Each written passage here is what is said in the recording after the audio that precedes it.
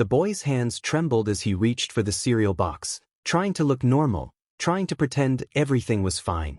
But his fingers moved with deliberate precision, palm out, thumb tucked, fingers folded down. He held the gesture for 3 heartbeats, praying someone in this crowded gas station would understand what he couldn't say out loud. The man standing behind him, hand heavy on his shoulder, thought he was just tired from the long drive. He had no idea the boy was screaming without making a sound. Then she saw it.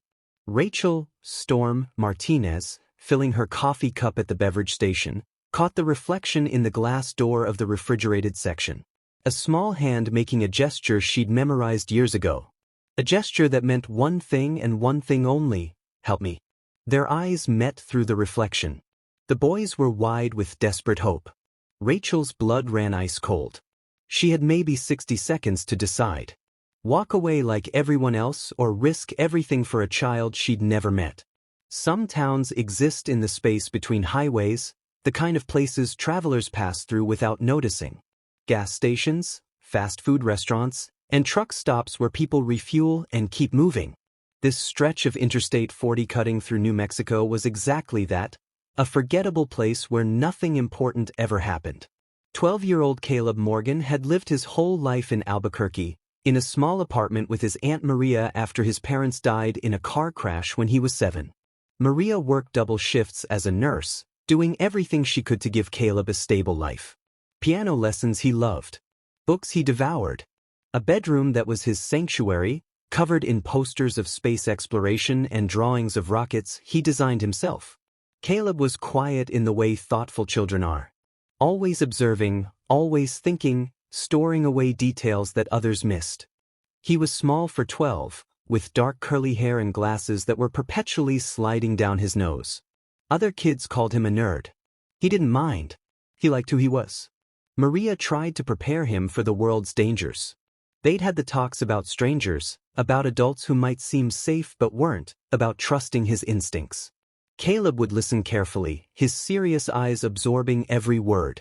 But those warnings felt distant, theoretical, like asteroid strikes, possible but unlikely. For 12 years, Maria's fears remained abstract. Caleb walked to school safely, played at friends' houses without incident, grew up believing that bad things happened to other people, not to careful, observant kids like him. But 3 weeks before that moment in the gas station, something happened at Caleb's middle school that would mean the difference between life and death. It was a Thursday afternoon when Roosevelt Middle School gathered its 7th and 8th graders in the gymnasium. 400 students filled the bleachers, talking and laughing, not paying much attention to the woman setting up at the microphone. Officer Sarah Chen had been with the Albuquerque Police Department for 16 years. She specialized in crimes against children and had given this presentation at 23 schools across the state. She could read a room, and she knew most of these kids weren't listening. But she also knew that somewhere in this gym sat a child who would need what she was about to teach them. How many of you have smartphones? Officer Chen asked. Nearly every hand went up. Good. Because what I'm about to show you could save your life, and you can use it in person or on a video call when you can't speak freely. She raised her hand, palm facing outward. Then slowly, deliberately, she tucked her thumb into her palm and folded her 4 fingers down over it, trapping the thumb. This is the signal for help. It was created during the pandemic so people could ask for assistance silently during video calls. If you're in danger but can't speak, maybe someone's listening, maybe you're being threatened, you can use this signal. Anyone who recognizes it will know you need help. She made them practice. 400 hands rising in the air, palms out, thumbs tucked, fingers folded. Some laughed. Others concentrated with intense seriousness. Caleb sat in the middle section, mimicking the gesture alongside his classmates. His best friend Marcus whispered, "This is like spy stuff," and Caleb nodded, adjusting his glasses. Palm out. Thumb tucked. Fingers folded down. Officer Chen had them practice 6 times. She explained that the signal worked because it was distinctive enough to catch attention but subtle enough not to alert someone dangerous. She told them that police officers knew it, that social workers knew it, that more people learned it every day. Caleb made the signal again, committing it to muscle memory the way he memorized everything, completely, Precisely. He thought about how strange it was that such a simple gesture could mean, "I'm in danger." He filed it away with other safety rules. Don't talk to strangers. Tell Aunt Maria if something feels wrong. Trust your instincts. The assembly ended. Students filed back to their classes. Within days, most had forgotten entirely. Caleb would forget too. He returned to his piano practice, his rocket designs, his normal life in the apartment he shared with Maria. But 18 days later, when a man approached him outside the library with words that sounded reasonable but felt like poison, that forgotten gesture would become his only lifeline. Rachel Storm Martinez didn't look like someone you'd want protecting your children. At 43 years old, she stood 6 feet tall in her boots, with arms covered in intricate tattoos and a leather vest bearing the patches of the Desert Hawks Motorcycle Club. Her silver-streaked black hair was usually pulled back in a braid, and her dark eyes missed nothing. To strangers at truck stops and gas stations, she looked dangerous. But people who only saw the surface missed everything important. Rachel grew up in El Paso, the daughter of a single mother who worked 3 jobs to keep them housed. She learned early that the world wasn't fair, that people judged you by appearance, and that real strength came from protecting those who couldn't protect themselves. When Rachel was 17, her younger brother disappeared. His name was Miguel. He was 9. He'd been walking home from school, a route he'd taken 100 times before. He never made it. Despite searches that lasted months, despite volunteers combing through the city, despite age progression photos that Rachel still carried in her wallet, Miguel was never found. The loss carved something permanent into Rachel's soul. It made her vigilant in ways most people couldn't comprehend. She noticed things: body language, fear hiding behind compliance, the subtle signs of someone in distress. She couldn't save Miguel, but she became determined to be the kind of person who might save someone else. She found family in the Desert Hawks, joining when she was 25. Yes, they rode loud bikes and looked intimidating, but her chapter organized safety workshops for kids, escorted domestic violence survivors to court, and ran a program teaching self-defense to vulnerable populations. Rachel never had children of her own, but she became Aunt Storm to every kid in her community. She taught free self-defense classes at the recreation center every Saturday. She fixed single parents' cars, asking nothing in return. She showed up when people needed help, no questions asked. It was through her volunteer work that Rachel first learned about the signal for help. A social worker demonstrated it during a training session on recognizing trafficking victims. Rachel watched the simple gesture, thumb tucked, fingers folded, and something clicked. This was it. This could make a difference. She memorized it instantly. She taught it to everyone: her club brothers and sisters, the kids in her classes, anyone who would listen. When she was in public, her eyes automatically scanned crowds, watching for that one small hand making that one specific gesture. She'd spent 18 years preparing for a moment she desperately hoped would never come. On the afternoon of November 15th, Rachel had no plans beyond riding from Albuquerque to Amarillo, a routine run to visit another Hawks chapter. She'd stopped at a gas station off I-40, a forgettable place with flickering fluorescent lights and tired linoleum. She had no idea that in 3 minutes, she'd see a reflection in a refrigerator door that would change everything. Caleb's nightmare began at the public library where he spent every Tuesday after school while Aunt Maria worked her shift at the hospital. The library was his safe place, quiet, predictable, full of books about space and engineering. He'd set up at his favorite table in the young adult section, working on a model rocket design for his science project. He didn't notice the man watching from behind the biography shelves. Didn't see how his eyes tracked Caleb's every movement. How he checked his watch repeatedly. How he rehearsed his approach like someone preparing for an audition. His name was David Brennan, 47 years old, well-dressed in a way that made people trust him instantly. He wore khakis and a polo shirt, drove a clean sedan, looked like someone's accountant or teacher. Exactly the kind of person you'd never suspect of anything wrong. But David had been watching Caleb for 6 weeks. He knew the boy's schedule. He knew Maria worked Tuesdays until 9. He knew Caleb walked the 3 blocks home alone after the library closed at 6. He'd been planning this moment with the methodical precision of someone who thought of nothing else for months. 2 years ago, David had been arrested for approaching minors online. He'd served 18 months, been released on probation with strict monitoring requirements. He was supposed to check in weekly, maintain employment, stay away from places where children gathered. He'd done none of those things. He'd disappeared from the system, changed his name, moved to New Mexico where nobody knew his history. And now he was ready to try again. David approached Caleb with practiced calm. The boy looked up when a shadow fell across his notebook. "Excuse me, son. I'm Dr. Brennan from the university." He gestured vaguely out the window. "Your Aunt Maria sent me. She's had a medical emergency, nothing life-threatening, but she needs you at the hospital right away. She asked me to drive you." Caleb's stomach dropped. "Aunt Maria. Emergency. Hospital." The words hit like punches. But something felt wrong. The way this man stood too close. The way his smile didn't reach his eyes. The way he was already reaching for Caleb's backpack before Caleb had even responded. Every warning Maria had drilled into him screamed in the back of his mind, "Don't go with strangers." But David seemed to know things. He knew Maria's name.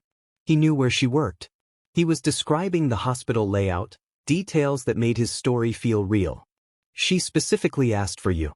She's worried. We should go now." David's voice dropped lower, more urgent. Caleb's hand moved toward his phone in his pocket. Maybe he could text Maria, confirm this was real. "She left her phone in the break room," David said quickly, as if reading his mind. "That's why she sent me instead of calling. Come on, son. We're wasting time." The pressure was working. Caleb was 12, scared for his aunt, being rushed by an adult who seemed legitimate.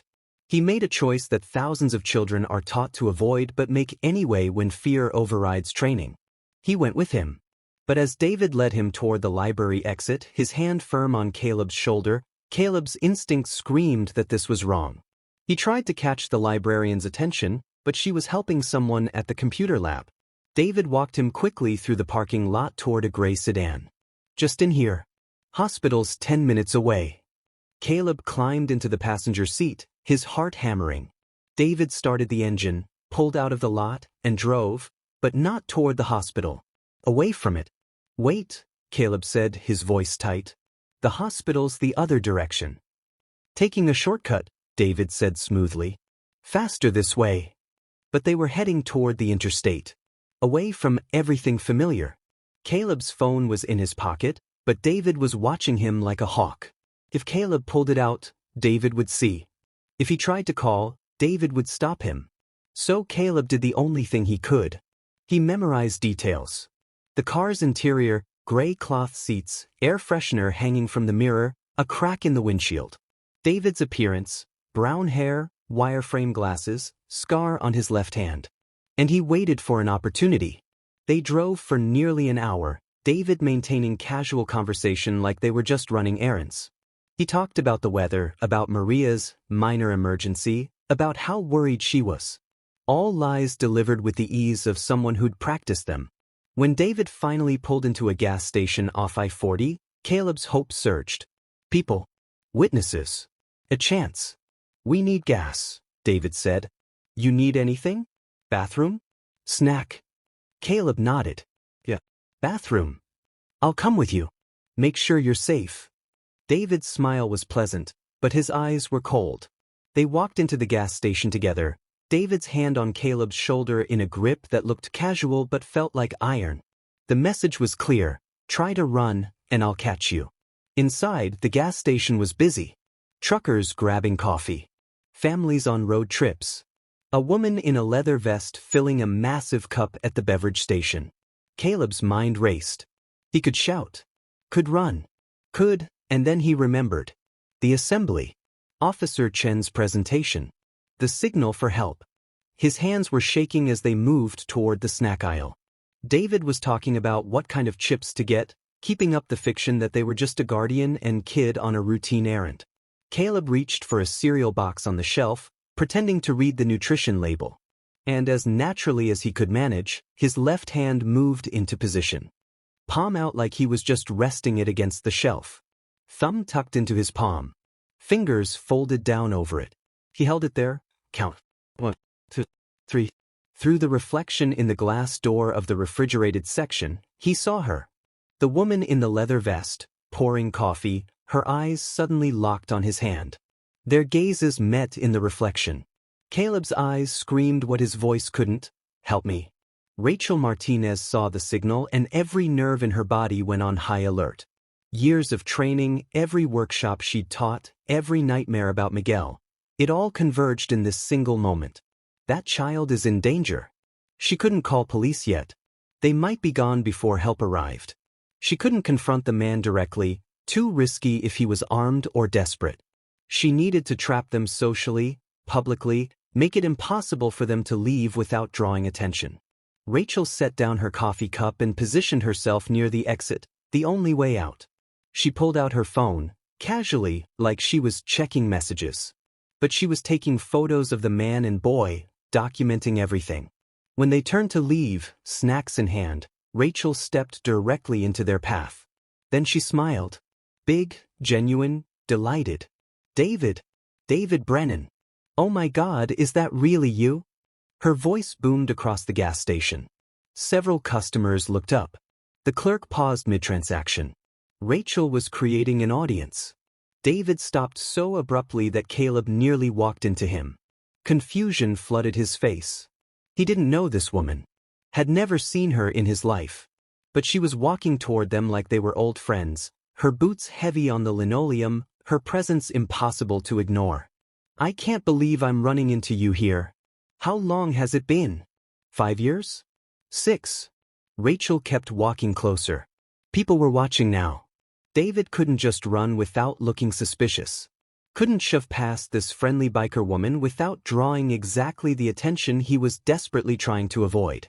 I think you have me confused with someone, David started. And this must be your nephew. Rachel's voice carried, ensuring everyone could hear. She looked directly at Caleb. What's your name, sweetheart? Caleb's voice came out barely above a whisper. Caleb. What a great name. Your uncle and I used to work together. How's your aunt doing? Still working at the hospital? David's face went pale. This woman knew things she shouldn't know. Which meant, Rachel stepped closer, her smile never wavering, but her voice dropped to a whisper only David could hear. I saw the signal. I know what you're doing. Let go of him right now, or I make sure everyone in this gas station knows exactly who you are and what you've done. The words hit David like a physical blow. This biker knew. Somehow she knew. Which meant police were probably coming. Which meant his entire plan was collapsing. He could see it in her eyes. This woman would fight. Would make a scene. Would hold him here until police arrived. His hand released Caleb's shoulder. Then, in pure panic, he shoved Caleb toward Rachel and ran. Caleb stumbled forward with a startled cry. Rachel's arms caught him instinctively, pulling him against her side as David sprinted toward the side exit. Rachel didn't chase. Her priority was the child in her arms, not the predator fleeing. Her phone was out in seconds, dialing 911 while keeping Caleb pressed safely against her. I have an attempted abduction victim, she said, her voice steady despite the adrenaline. 12-year-old boy, dark curly hair, glasses, blue backpack. The man who took him just fled in a gray Honda Civic, license plate. She rattled it off from memory, having photographed it moments ago. His name is David Brennan. The boy's name is Caleb Morgan. He used the silent signal for help. The child is safe, but he needs his family. People gathered, truckers who'd witnessed the confrontation, the clerk who'd heard Rachel's loud greeting, families who'd been buying snacks. Their expressions ranged from confused to concerned. The clerk came around the counter. Are you guys okay? Do you need anything? Rachel nodded. Police are coming. The boy's safe now. For those first moments, Caleb held himself together through pure willpower. He stood pressed against Rachel's side, her arm around his shoulders, protective, not controlling. Nothing like David's imprisoning grip. He focused on breathing, on the solid presence of this stranger who'd understood his silent scream. But when he heard sirens in the distance, something inside him broke. The adrenaline that had kept him functional, that had allowed him to remember the signal and stay calm during the most terrifying 2 hours of his young life, drained away all at once. He collapsed into sobs, his thin body shaking violently. Rachel knelt immediately, bringing herself to his eye level, her tattooed hands touching his shoulders with extraordinary gentleness. Hey, you're okay? You're safe now. I've got you. Caleb couldn't speak through the crying, could only shake and gasp for air. You did everything right, Rachel said, her voice low and calm. That signal you made saved your life. You were so brave.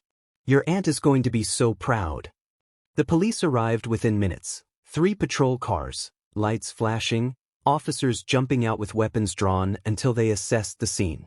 Rachel stood slowly, keeping one hand on Caleb's shoulder, and explained everything clearly: the signal, the confrontation, David's description and direction of flight.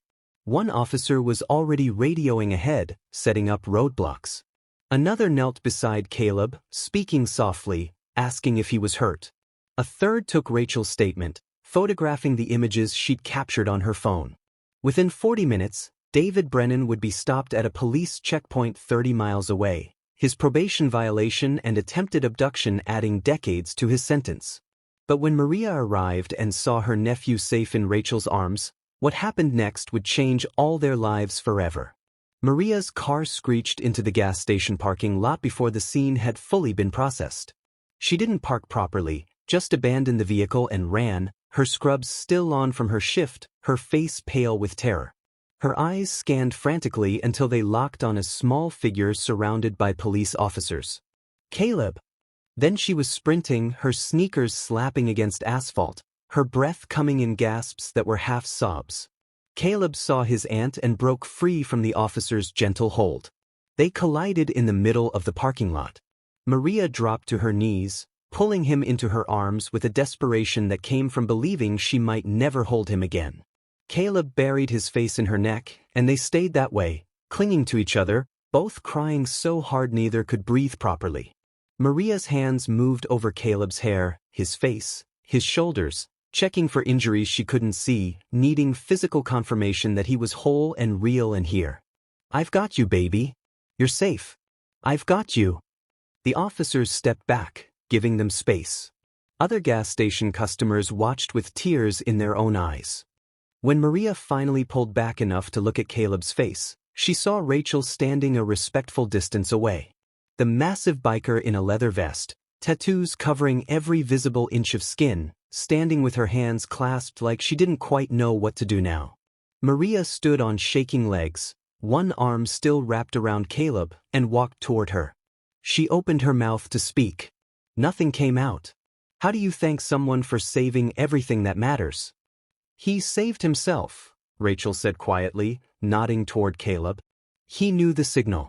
He was brave enough to use it. I just happened to be there. But Maria was shaking her head, tears still streaming. You didn't just happen to be there. You saw him. You acted. You brought my nephew back to me. Rachel looked down at her boots, uncomfortable with the gratitude. Anyone would have done the same. Maria's expression said she knew that wasn't true. That most people would have looked away, doubted, convinced themselves it wasn't their business. She reached out and touched Rachel's arm. I need your contact information. Please. You saved my boy. I need you to know what that means. Something in her voice made Rachel nod and pull out her phone. David Brennan was arrested at a checkpoint 32 miles away. He didn't resist. When officers approached with weapons drawn, he simply raised his hands and surrendered. The fight had gone out of him. What investigators found in the following days painted a disturbing picture. David's apartment contained a laptop with folders full of images of children in public places, parks, libraries, schools. His car had zip ties, duct tape, and a burner phone. Maps with routes marked through rural New Mexico. The charges came swift: attempted kidnapping, child endangerment, violation of probation, possession of materials suggesting intent to harm. He was sentenced to 43 years in state prison with no possibility of parole. Caleb never had to testify. The gas station security footage, combined with Rachel's witness account and the evidence found in David's possession, was overwhelming. The story spread, local news first, then regional, then national. Schools across New Mexico began incorporating the signal into their safety curriculums. Officer Chen received requests to train departments in other states. Rachel was interviewed by local news exactly once. She sat uncomfortably in her leather vest, answered questions briefly, and deflected every attempt to call her a hero. "The hero is that boy," she told the reporter firmly. "He's the one who remembered what he'd been taught. He's the one who stayed calm enough to use it. I just paid attention."